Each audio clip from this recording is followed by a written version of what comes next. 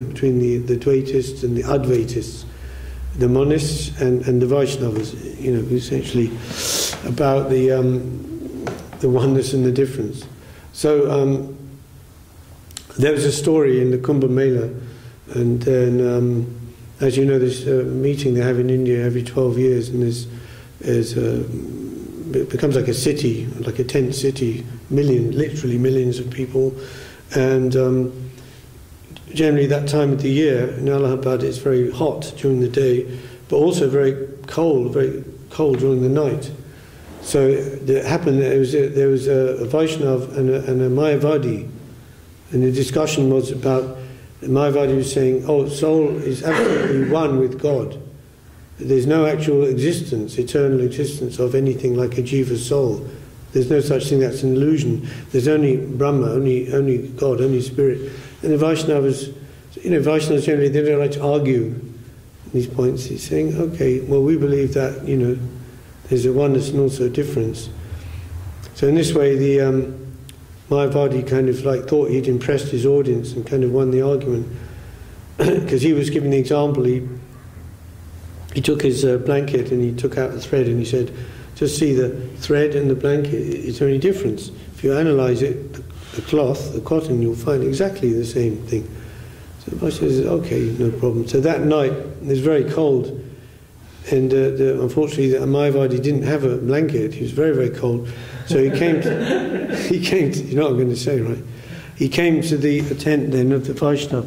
Oh, Prabhu, you have any chadar like this?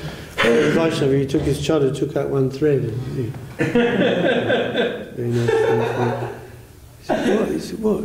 It's a ridiculous argument, to say that they're the same in that way.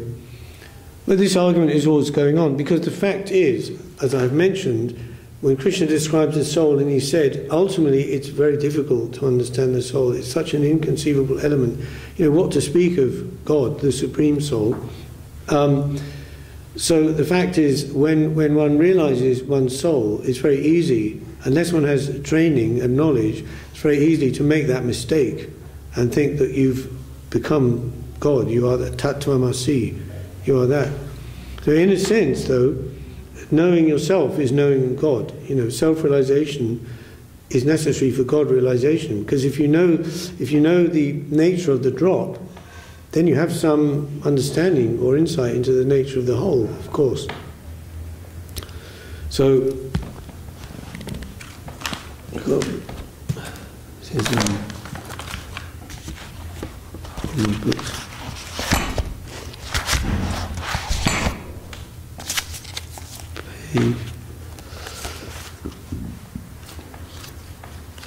And this is shared by all faith traditions, of course. This is a Sufi mystic, Al-Ghazali. He was actually about 100 years before Rumi. Have you heard of Rumi? Jalaluddin Rumi? Yeah, he's a Sufi poet, actually, mystic poet. And but Al-Ghazali, full name, Abu Hamid Muhammad ibn Muhammad al-Ghazali. I'll say that again. No, I won't. He lived in Persia in the 11th and early 12th centuries. He's influenced the development of Christianity in medieval Europe. Let's not forget, in Europe at that time, the Dark Ages, people like very undeveloped, and there's a very developed society in Islamic society, relatively, in art, poetry, culture, astrology, astronomy, and also philosophy. So Thomas Aquinas, he studied Al-Ghazali's writings and was very influenced by them. But he said, Al-Ghazali says, knowledge of self is the key to the knowledge of God. According to the saying, he who knows himself knows God, and as it is written in the Quran, we will show them our signs in the world and in themselves, in italics, that the truth may be manifest to them. Now nothing is nearer to thee than thyself, and if thou knowest not thyself, how canst thou know anything else? Like that.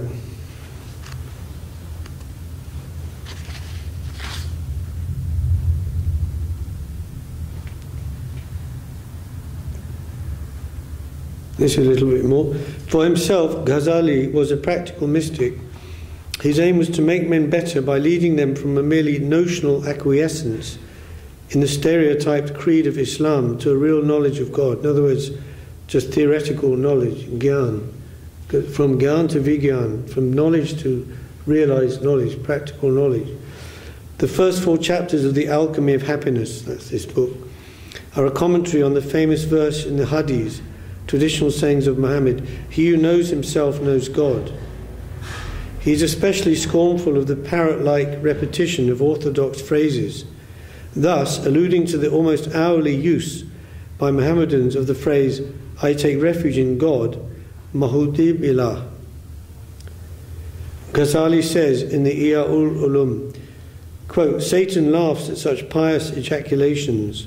Those who utter them are like a man who should meet a lion in the desert, while there is a fort at no great distance, and when he sees the evil beast should stand exclaiming, 'I take refuge in that fortress,' without moving a step towards it. What will such an ejaculation profit him? In the same way, the mere exclamation, 'I take refuge in God,' will not protect thee from the terrors of his judgment, unless thou really take refuge in him." So, like that. So all these things have to be, applied practically. But as I said, Sambandha Gyan is largely a theoretical affair when we're discussing these things in their theological aspect. So that's a little bit about the soul. Now about the cosmos. Well, as we mentioned in the beginning, the energies of the Lord,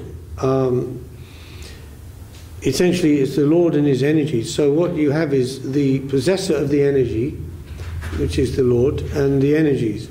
So the possessor and the energy are one. There's actually what we say, the Shakti and the Shaktiman. Okay, so from God's point of view, there's no distinction like higher and lower, like Jiva higher, material energy lower, or anything like that. That's from our perspective the way we can describe it. But his energy is one. Srila Prabhupada gave the example like electricity, so that can run an oven, it's very hot, or also a refrigerator, it's very cold. So according to how that energy is manifest, its function is different. It's also called the Maya Shakti, Maya, what is not, or the illusory energy, or the third energy, because meaning the superior energy of God, the eternal associates of the Lord, and then the Jiva, the marginal energy, composed of the Jiva souls, and the third, or so-called inferior energy, the dull, inert material energy. Nothing is really dull or inert. Everything is energy in motion, of course. But as a way of describing it, so also called the Chaya Shakti, or shadow potency. So if we think about that, that's interesting. I mean, the shadow only moves according to the object, right? The person, you have your shadow, I have my shadow. So as we move, the shadow is moving identically. So the Maya Shakti cannot do anything independently in that way from the Lord. So she's building the mundane universe, 3 modes of nature, just according to the wish or will of the Lord, of Krishna. Got a quote from the Gita here.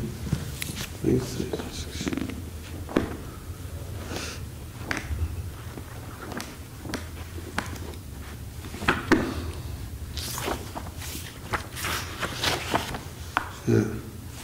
Oh yeah. This is in the 7th chapter, knowledge of the Absolute. You know the verse? Bhumir apo nalu vayu kang manno buddhir evacha ankara iti jame bina prakriti astadha. So earth, water, fire, air, ether, mind, intelligence and false ego. Altogether these 8 comprise my separated material energies.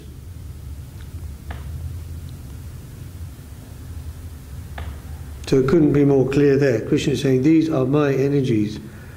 Bhinna, separated. So bhinna and abhinna.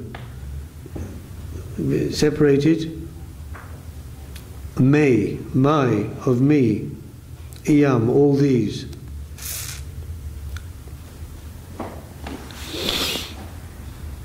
Then, you know, in the 10th chapter, where Arjuna asked Krishna to explain, to show some way how, in some ways, how he is manifested in the material creation. I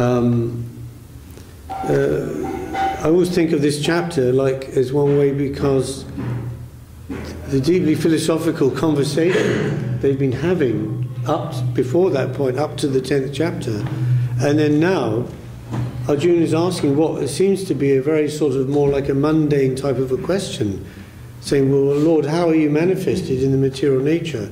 So obviously this is a question which is also meant, you know, for people in general, as an understanding, you know. So then Krishna gives a kind of a long list of examples of that, how he can be seen as manifested in the material nature. And you know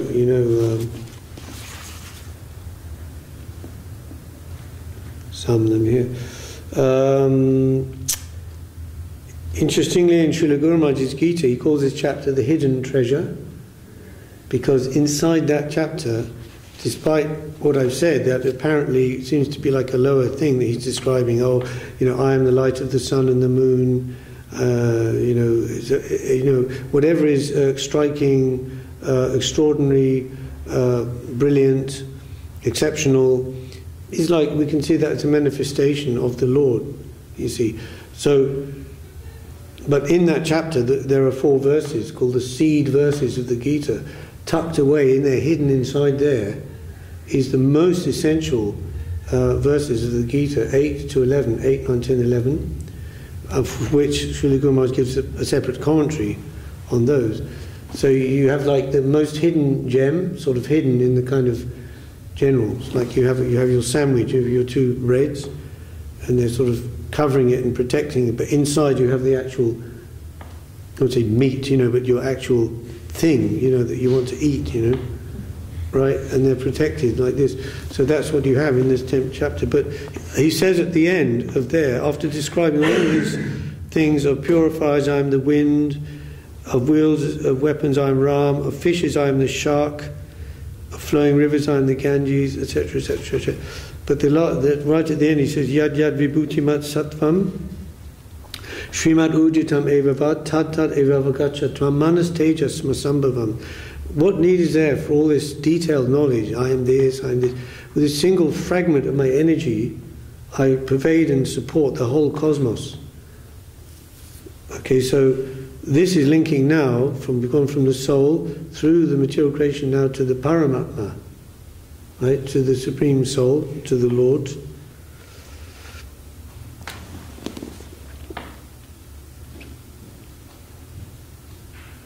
And there's so much more that can be said, you know, of course, about the material energy, why she's described the illusory energy. Maya Devi, Durga means difficult to escape. Dur, difficult, Ga, to escape from, to go to the light. You know?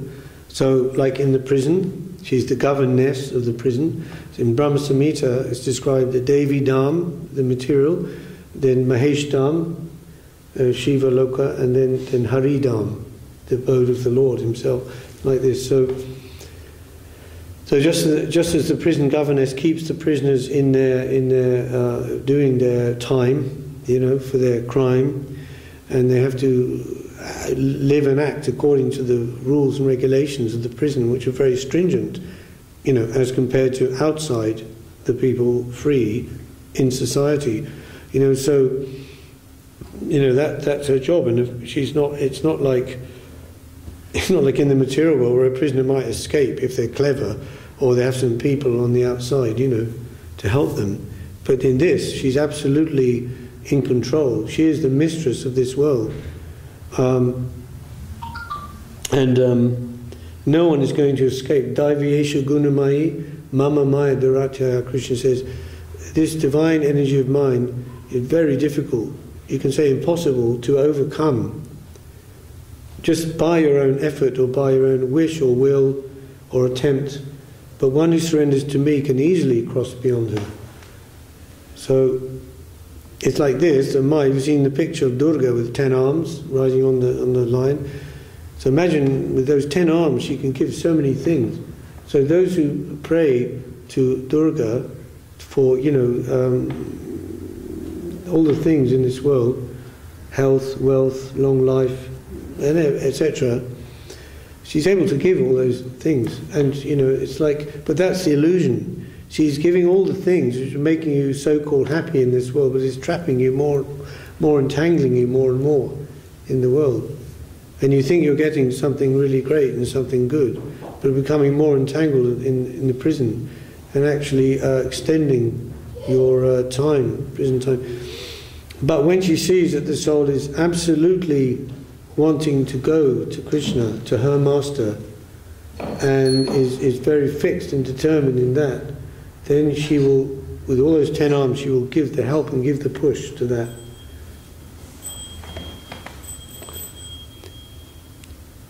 So then just coming to about God now, we're just connecting there with the Paramatma. That's the Lord in creation. So the absolute truth. If you want to sort of like define, if such a thing is possible, then you have in Srimad Bhagavatam this verse you must be familiar with.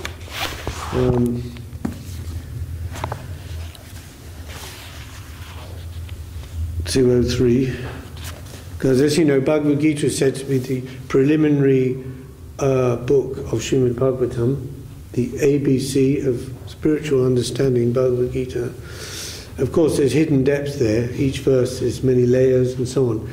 But generally speaking, then you come, Srimad Bhagavatam begins where Gita ends, Krishna saying, Sarvadharman Parityajya, Mamekam Sharanam Vraja, surrender to me, leave all dharmas, surrender to me. And then Srimad Bhagavatam begins with that conception, that understanding about reality, or God is by himself and for himself. So there's no question of having like a democracy. We were saying the other night, there's a democratic idea that he is abhigya svarat, he's completely free, completely independent, and we are completely contingent, completely dependent. So here in this verse, Vedanti tat vividas tattvam yagyanam advayam brahmeti paramatmeti bhagavan iti shabdite. And the translation, learned transcendentalists who know the absolute truth, God, call this non-dual substance Brahman, Paramatma or Bhagavan. So right straight away you have our Vaishnava Trinity. Like in Christian you have Trinity, Father, Son, Holy Spirit. And here Brahman, Paramatma, Bhagavan. So the commentary saying the absolute truth is both subject and object, and there's no qualitative difference there. Therefore, Brahman, Paramatma and Bhagavan are qualitatively one and the same. So there's no point in the argument. The Jnanis whose highest goal is attainment of Brahman, realization of Brahman. The yogis whose highest attainment is realization of Paramatma, the super soul in the heart, and the devotees whose highest attainment is attainment of relationship with Bhagavan or Krishna. But there's no point in them arguing between which is higher, which is lower, from one point of view, because they're qualitatively one and the same. The same substance is realized as impersonal Brahman by the students of the Upanishads, as localized Paramatma by the Hiranyagarbhas or the yogis, and as Bhagavan by the devotees. In other words, Bhagavan, or the personality of Godhead, is the last word of the absolute truth. Paramatma is the partial representation of the personality of Godhead, and impersonal Brahman is the glowing effulgence of the personality of Godhead, as the sun rays are to the sun God. Less intelligent students of either of the above schools sometimes argue in favour of their own respective realization, but those who are perfect seers of the Absolute Truth know well that the above three features of the one Absolute Truth are different perspective views seen from different angles of vision.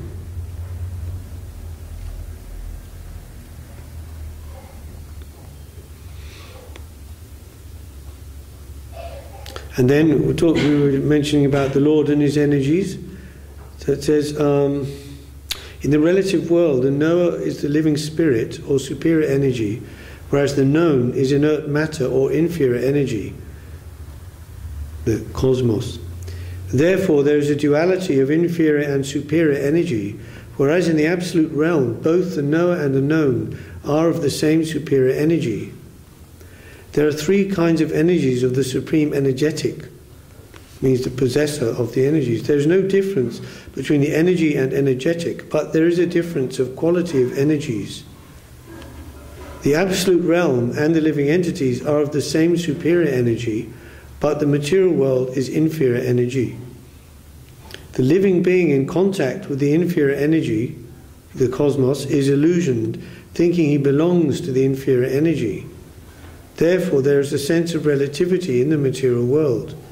In the Absolute, there is no such sense of difference between the knower and the known, and therefore everything there is absolute.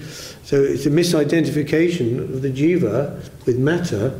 That's what we call the false ego, ahamkara, which literally means aham, I.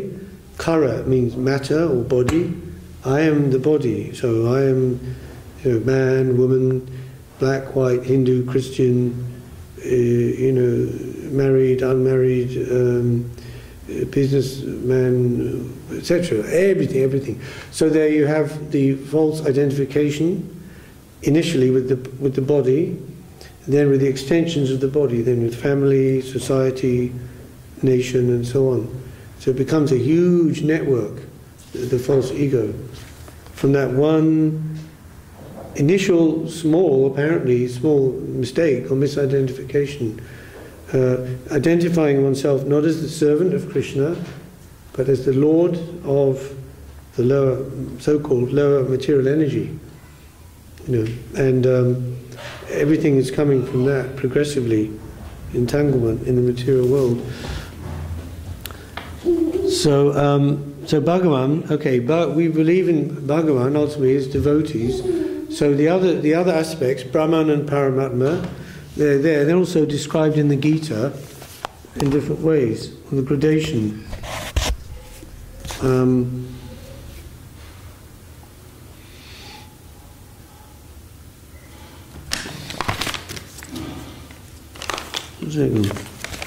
Oh yeah.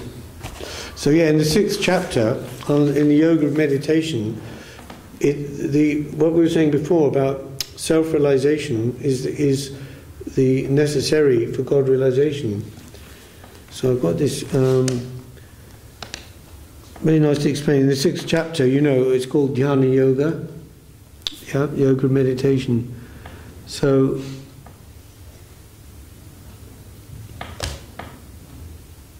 let's see if I can find it here. So there's, as you know, there's many editions of Gita. We have Bhagavad Gita as it is.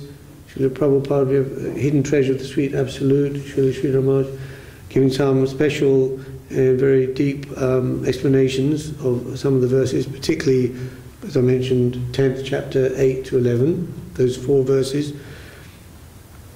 But in our lineage also there's many others. Vishwanath Chakravarti Thakur, he's a great acharya. He did his translation and commentary of Gita, and his Shiksha disciple, Baladev Vidyabhushan, gave his. I've got this here, it's called Gita Bhushana.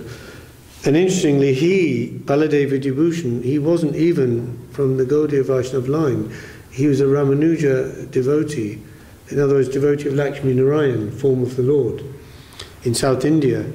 But there's a story how he became connected with this line, and in a sense he was like drafted in, because he showed incredible expertise, and he was, even as a young boy, he was like a pundit, and a deep understanding, was able to defeat many scholars, giving opposite or wrong views. But God consciousness.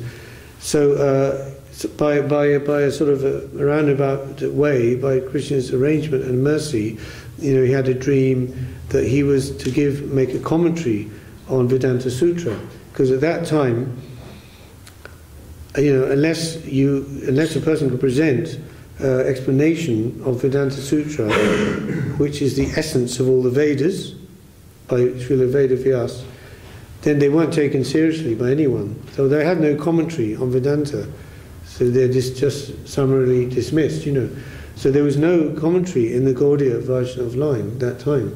So he was kind of drafted in, and he wrote this Govinda Bhasya, as it's called, and amazed everyone. So anyway, he did a translation and commentary on the Gita himself, and the way he puts it is very nice. He's talking about the yogi in meditation, and he says,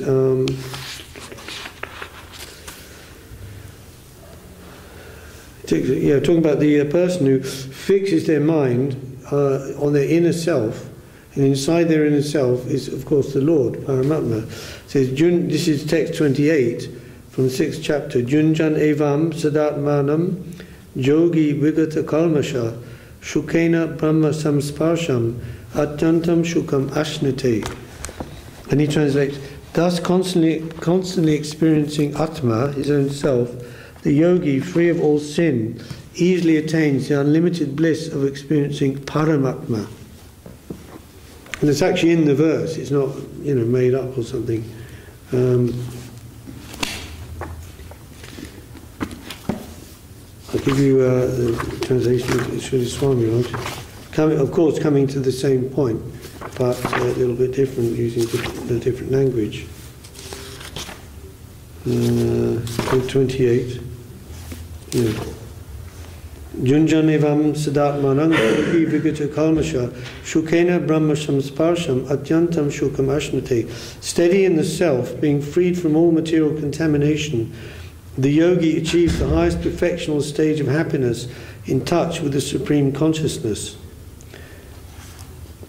In the verse it says, Brahma samsparsham. Sparsha actually means to touch, like the five senses. Rup is to see, Gand to smell, Rasa, taste, and Sparsha means to touch. So Brahma Sparsha, you're touching the Supreme Consciousness. Amazing, huh? So it says that, just a short purport here, self-realization means knowing one's constitutional position in relationship to the Supreme. The individual soul is part and parcel of the Supreme, and his position is to render transcendental service to the Lord. This transcendental contact with the Supreme is called Brahma Samsparsha. So, and Baladeva Vibhushan's commentary, he says, after directly realizing his own Atma, he then directly realizes the Paramatma. Experiencing his own Atma by the yoga method described above, Atmanam Junjan, with all faults burned up by this method, Vikata Kalmasha, the yogi easily attains unlimited happiness, Shukam, in the form of realization of Paramatma. And then the next verse, the yogi in perfect samadhi realizes that Paramatma is the indweller of all living entities, the resting place of all living entities, and is equal to all. And then comes a very famous verse that Srila Gurmaharaj quotes a lot. Yo mam pashyati sarvacha sarvam chamai pashyati tasyaham na pranashyami sacha me na pranashyati. I mean, you couldn't make up a verse like that, could you? It's incredible. The poetry of Krishna. Yo mang pashyati sarvatra, one who sees me everywhere, sarvang chamai pashyati, and sees everything in me, tasyaham na pranashyami, he never loses sight of me, sacha me na pranashyati, nor do I lose sight of him. Okay, but this is talking about Paramatma realization, not Krishna realization directly, but this is on the way. He says, I, Paramatma, do not become invisible to that yogi. That yogi also does not become invisible to me. We both see each other at all times. The yogi who meditates on me as a single entity, though situated in all entities, attains close personal association with me, no matter whether he performs prescribed duties or not. So the one Lord, as Paramatma, is existing everywhere within everything. Just like the sun reflected in many water pots. So you think, oh, there's many suns, one in each water pot. But there's actually one, but it's manifested. So the soul, like a mirror, the Lord is there. The same Lord as like spread everywhere, existing everywhere, as Paramatma. Then, of course, at the end of the verse, at the end of the chapter, he's describing here the yogi and so forth, and he says, kind of conclusion of the chapter.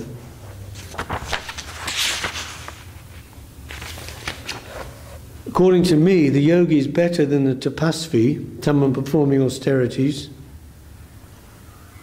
better than the jnani, someone who's endeavouring for a realization of Brahman, and better than the kami, somebody who's doing pious work to try to become elevated to higher material facilities, higher planets after death, and higher material forms or existence, ultimately for material enjoyment. Therefore be a yogi, Arjuna. And then the last verse, Yoginam api sarvesham madgatenantar atmana shadavam bhajate yomam same yuktatamo mata. But I consider he who worships me with faith, with mind attached to me, to be greater than all types of yogis.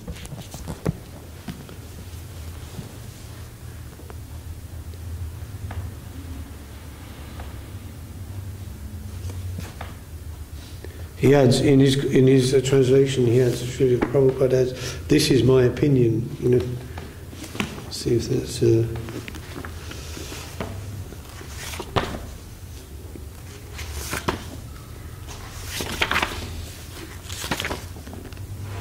That's the last verse.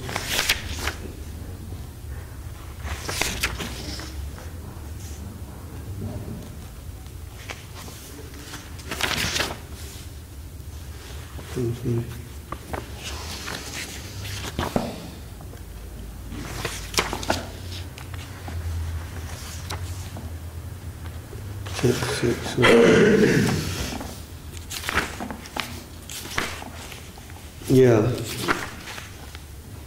And all yogis, you always abides in me with great faith, worshipping me in transcendental loving service, is most intimately united with me in yoga, and is the highest of all. So, in the example of the sunshine, the sun god, or the sun planet and the sun god, where Brahman is the sunshine, and the sun planet is like Paramatma, and the sun god would be like Krishna, Bhagavan. So the three are one. You can't say someone who has is realization of, or someone who's experiencing the sunshine.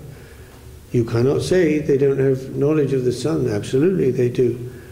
But they may be able to enjoy the sunshine on the beach or something, or somewhere. But if the sun is right there in front of them, they're fried to a crisp immediately. So at the same time, there's a difference as well. So the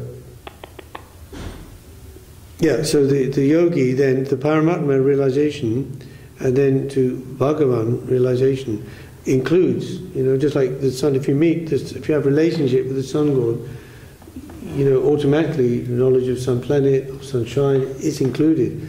If you only have knowledge of sunshine, you only have knowledge of sunshine. If you have knowledge of the sun planet, you have knowledge of the planet and the sunshine, but not necessarily, not the sun god.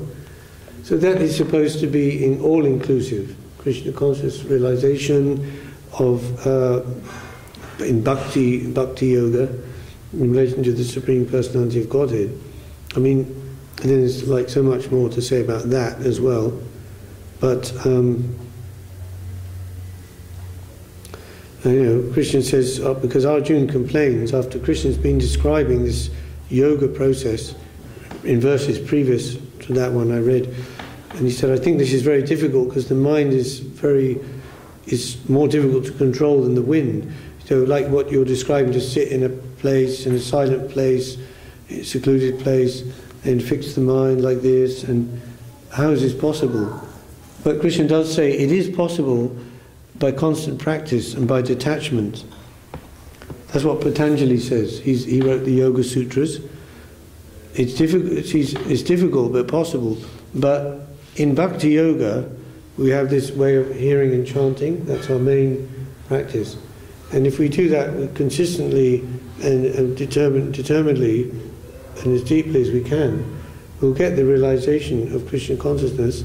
And this is what Krishna goes on to explain. And he says in the 12th chapter, because all the chapters, it's all very scientific. 6th chapter, 12th chapter. It's like 1, 6, 12. So the 12th chapter is like a reflection of the 6th chapter. So that's called devotional service or Bhakti Yoga, 12th chapter.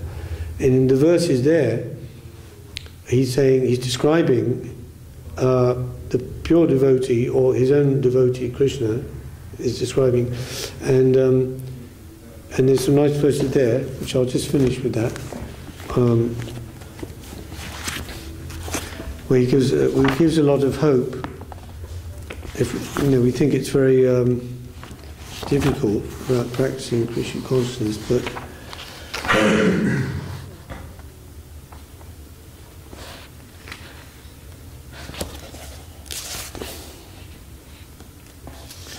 because Arjuna, in the beginning of the chapter, Arjuna says, okay, you've described all the different ways, this Brahman, this Paramatma, and this Bhagavan realization, but is it better to engage in your service, try to engage in your devotional service directly, or try to realize the impersonal Brahman, or the Paramatma?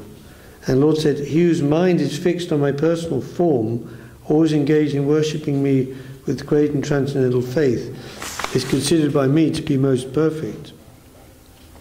But those who worship the unmanifested, the Brahman, or impersonal conception of the absolute truth, they at last achieve me. But in that practice, advancement is very troublesome.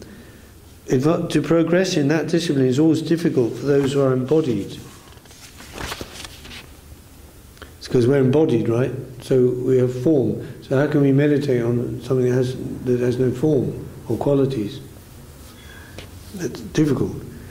Then he says, for one who worships me, giving up all his activities to me and being devoted to me without deviation, engaged in devotional service and always meditating upon me, who has fixed his mind upon me, O son of Pritha, for him I am the swift deliverer from the ocean of birth and death. Just fix your mind upon me, the Supreme Personality of Godhead, and engage all your intelligence in me. Thus you will live in me always, without a doubt. But then he says, my dear Arjuna, O winner of wealth, if you cannot fix your mind upon me without deviation, then follow the regulative principles of Bhakti Yoga. In this way you will develop a desire to attain to me. So if you can't be 100% of the time in samadhi on Krishna, but you can follow the principles of Bhakti Yoga, regularly hearing, chanting, remembering, and so on. This way we develop attachment, and our senses become purified, and then we can gradually realize the Lord. If you cannot practice the regulations of Bhakti Yoga, even, then just try to work for me, because by working for me you will come to the perfect stage. So in other words, instead of working for oneself, or extended self, family, society, nation, etc., work for me, it says, there are various fields of activity. The same work can be performed for the satisfaction of Krishna, and that is spiritual activity. If one has sufficient money, he can help in building an office or temple for propagating Christian consciousness, or he can help with publications. There are various fields of activity, and one should be interested in such activities. If one cannot sacrifice the result of such activities, like all of it, in other words, the same person can still sacrifice some percentage to propagate Krishna consciousness. This voluntary service to the cause of Krishna consciousness will help one rise to a higher state of love for God, whereon one becomes perfect. And then he says, in the next verse, if, however, you are unable to work in this consciousness, then just try to act, giving up all results of your work, and try to be self-situated. So even if you can't actively or practically give your time, energy, four things we have to use, time, energy, money, and intelligence, if you can't actively do that in practical work for the propagation of Krishna consciousness, at least try to, whatever you do, try to give up the result, try to offer the result to Krishna. So I'm doing this for Krishna. This is an act of sacrifice, an offering to Krishna.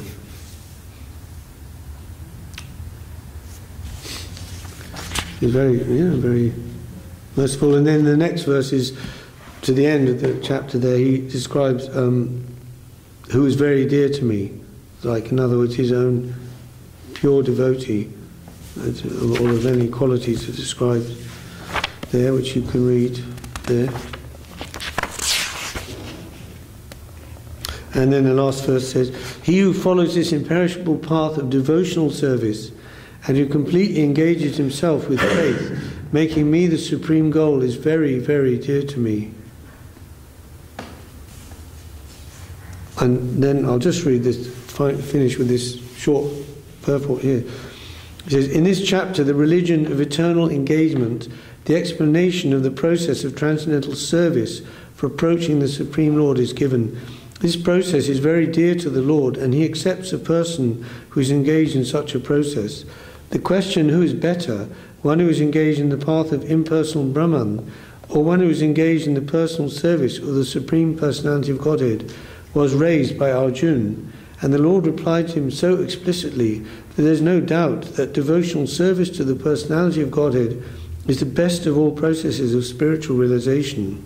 In other words, in this chapter it is decided that through good association one develops attachment for pure devotional service, and thereby accepts a bona fide spiritual master, and from him begins to hear and chant and observe the regulative principles of devotional service with faith, attachment and devotion, and thus becomes engaged in the transcendental service of the Lord. This path is recommended in this chapter. Therefore, there is no doubt that devotional service is the only absolute path for self-realization, for the attainment of the Supreme Personality of Godhead. The impersonal conception of the Supreme Absolute Truth, as described in this chapter, is recommended only up to the time one surrenders himself for self-realization. In other words, as long as one doesn't have the chance to associate with a pure devotee, the impersonal conception may be beneficial. In the impersonal conception of the Absolute Truth, one works without fruitive result, meditates and cultivates knowledge to understand spirit and matter. This is necessary as long as one is not in the association of a pure devotee. Fortunately, if one develops directly a desire to engage in Krishna consciousness, in pure devotional service, he does not need to undergo step-by-step improvements in spiritual realization.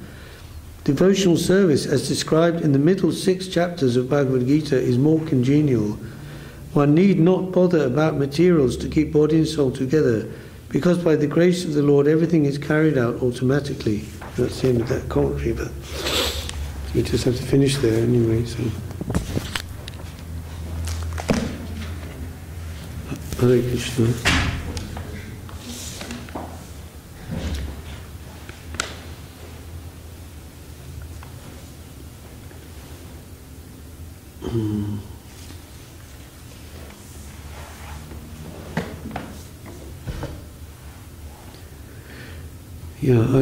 And about the Lord, the personality of Godhead, his different expansions, incarnations, personally, that's another subject. And Rasa Tattva, also the science of different relationships, of different devotees with the Lord in different ways.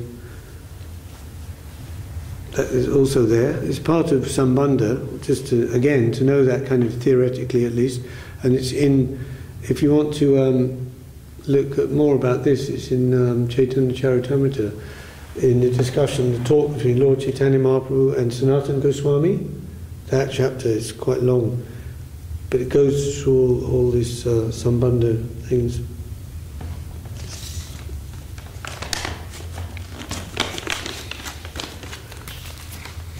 What is it now? Waiting for the arti.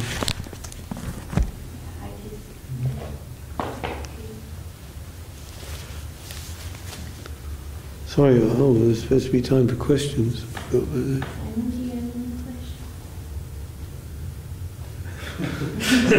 Are they waiting for us, or are we waiting for you? If there is no questions, we can say. Okay. If there is questions, we can.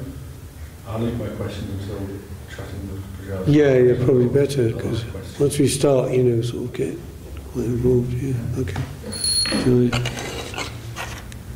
Nasi Bhagavati Svarup Maharaj.